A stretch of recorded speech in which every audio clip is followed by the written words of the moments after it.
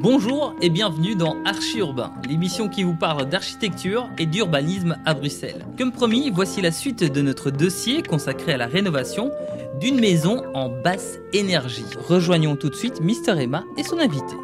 Stéphane, nous avons descendu d'un étage pour nous rendre dans la cave, uniquement pour une chose, pour parler chauffage. Comment est-ce que vous allez vous chauffer cet hiver ? Nous chauffons au gaz, donc nous avons une chaudière à condensation. Oui. Comme ce n'est pas du chauffage par le sol ni par les murs, ce ne sera pas du véritable basse température, mais de température moyenne. Pour le chauffage, c'est intéressant de mentionner que nous visons une maison très étanche, qui doit néanmoins être ventilée, sans quoi l'air serait rapidement de mauvaise qualité et trop humide également. Donc ventilation, mais l'air, au moment de sortir de la maison de manière contrôlée, cède plutôt toutes ses calories à l'air qui rentre. C'est le système de ventilation par double flux qui sera mis en œuvre ici. C'est ça, avec la difficulté qu'on a une vieille maison avec de très belles moulures, donc vous avez dû utiliser les conduites de cheminée pour faire passer les tuyaux. Ouais. Au coin de chaque cheminée, et d'ailleurs dans toutes les pièces, on voit des petites sorties d'air. Sorties ou entrées en fonction. Sorties ou entrées d'air. Et comment ça se passe en fait ? L'air chaud sort d'un côté et traverse la maison et ressort alors dans chaque pièce par d'autres tuyaux. Et alors il y a un point que l'IBGE tient très très fortement dans votre dossier, c'est la réalisation d'un poêle à bois, c'est ça ? Oui. Qui est au rez-de-chaussée, juste au-dessus de nous, avec quoi, une connexion entre le poêle à bois et justement cette extraction d'air. Vous avez contacté les ingénieurs et le créateur du poêle à bois chez la société, chez la société Stuve. Et qu'est-ce qui s'est passé alors ? C'est possible, c'est pas possible, c'est compliqué ? Alors j'ai eu un premier contact avec un des ingénieurs qui a participé à la conception du poêle, qui m'a dit que il n'a pas été conçu pour ça, mais qu'il pouvait être adapté dans ce cadre-là, donc faire passer une partie du flux rentrant à travers la double paroi que présente ce poêle, mais avec ces difficultés, plusieurs difficultés dont il nous a directement avertis, c'est que d'abord il faut augmenter un petit peu l'étanchéité de la paroi extérieure du poêle. Qui n'a pas été fait spécialement pour ça. Non, il est relativement étanche tout de même parce que il est conçu pour des applications un peu comparables, d'une part, et alors d'autre part être très attentif au fait que la chaleur se propage le long des tuyaux, donc il faut utiliser des tuyaux avec des connexions en silicone. Mais donc il est temps que toutes ces sociétés de poêles utilisent leur service recherche et développement pour développer un poêle expressément pour les maisons basse énergie. C'est ça. S'ils veulent anticiper un petit peu la demande, ce serait intéressant pour eux de faire ça, oui. D'accord. Ouais. On a ici derrière les exemples de tuyaux qui servent justement à la ventilation. C'est un grand mécano, il y a aussi toutes sortes de raccords. Comme c'est une vieille maison, on a rarement des raccords à 90 degrés, donc on a des raccords à 15, 30, 60, 90 degrés. Enfin, c'est pas mal de chipotage, mais fait dans des conditions tranquilles, c'est assez amusant. Donc en fait, ce que tu es en train de me dire, c'est que c'est juste un jeu d'enfant, un assemblage entre pièces, et puis ce n'est pas bien compliqué, on s'amuse. Non. Mais c'est vrai. Mais franchement, si on fait ça entre personnes qui s'entendent bien et qui présentent le même niveau de patience, ça va très bien. Une difficulté, un défi qu'on s'est donné et qui n'est pas facile à relever, c'est d'utiliser les vieux conduits des cheminées, c'est ça, et de faire passer les tuyaux. Pour que tout ça reste transparent et garder le cachet de la maison. Exactement. Nous avons pris un peu de hauteur pour parler de l'isolation extérieure, ce dont on n'a pas parlé tout à l'heure. C'est par exemple le contour des fenêtres que l'on voit juste ici devant nous ou au-dessus. Vous avez enlevé la pierre bleue classique. Et vous allez, pour l'instant il y a encore rien, mais vous allez mettre de l'aluminium.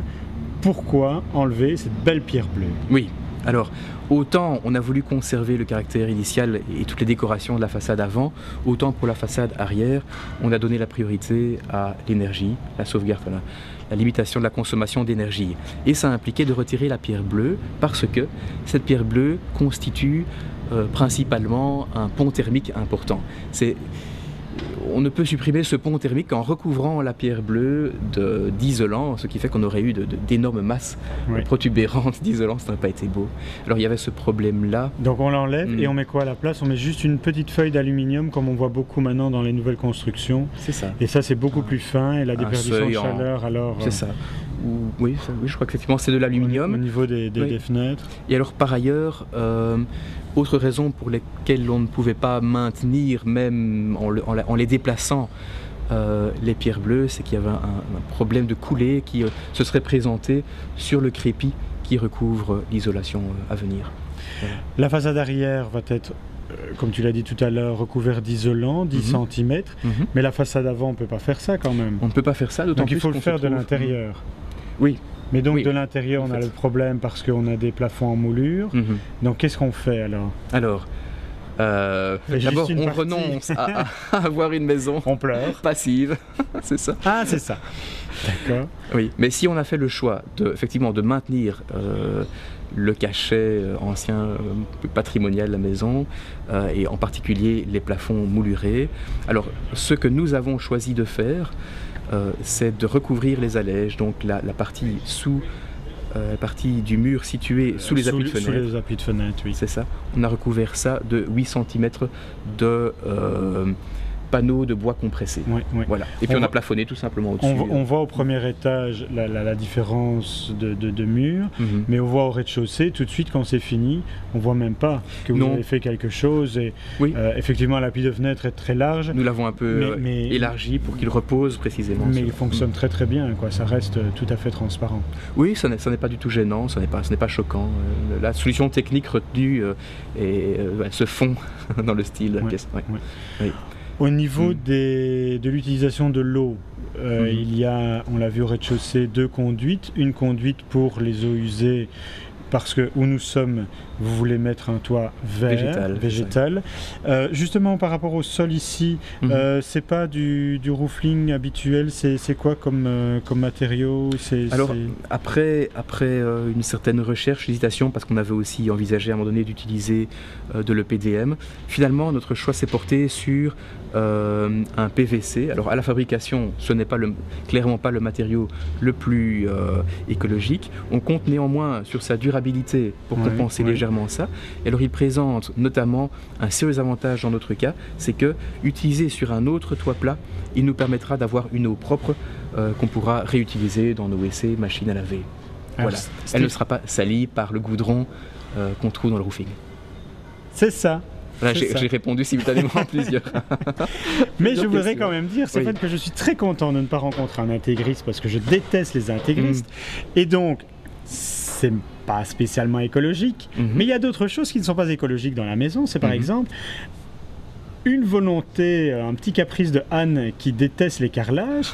Et dans la douche de la salle de bain, vous avez mis, c'est quoi, du béton Non, c'est une espèce de ciment, élastique de ciment qui contient une sorte de résine, donc clairement un produit partiellement dérivé du pétrole. Juste à côté de cette douche, on a la chaudière. Oui.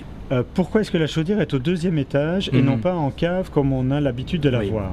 Il y a plusieurs motifs. Le motif principal, c'est que c'est avantageux de positionner une chaudière à l'intérieur du volume chauffé. Or, à l'origine, cette chaudière trouvait sa place dans la cave et nous ne voulons pas que la cave fasse partie du volume chauffé de la maison.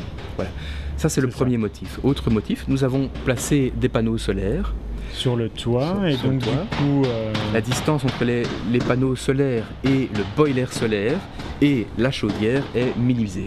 On m'a toujours dit qu'avoir une maison passive, c'était simplement avoir des actes simples et réfléchis. Et ça que tu expliques là me semble tellement... Oui, ça n'est pas très compliqué. Non, mais c'est simple. Et pourtant, tout le monde met quand même sa chaudière dans sa cave. Stéphane, on est au dernier étage, au grenier. On voit que vous avez doublé ici la gîte pour pouvoir mettre beaucoup plus d'isolant. Qui sera quoi comme isolant? Ce sera de la cellulose, donc du papier en réalité, de la cellulose traitée au sel de bore pour la rendre plus résistante à l'humidité et aussi dissuader les rongeurs de s'y attaquer. Est-ce que ce type de travaux coûte plus cher, beaucoup plus cher, que de refaire sa maison de manière normale?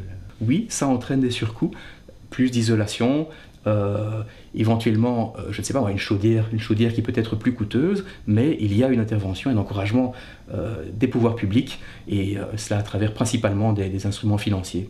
Stéphane, je te remercie.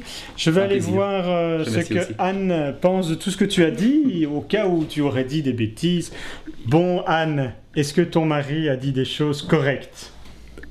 Ik mocht het Nederlands zeggen, hè? Ja, of in het Nederlands, als je wilt. Is dat correct? Ja, hij is wel goed op de hoogte. Ja? Ja. Bon, dank u voor de bezoek, de visite, de bezoek. Het bezoek. Bon, ben voilà. Au revoir et à bientôt pour de nouvelles aventures.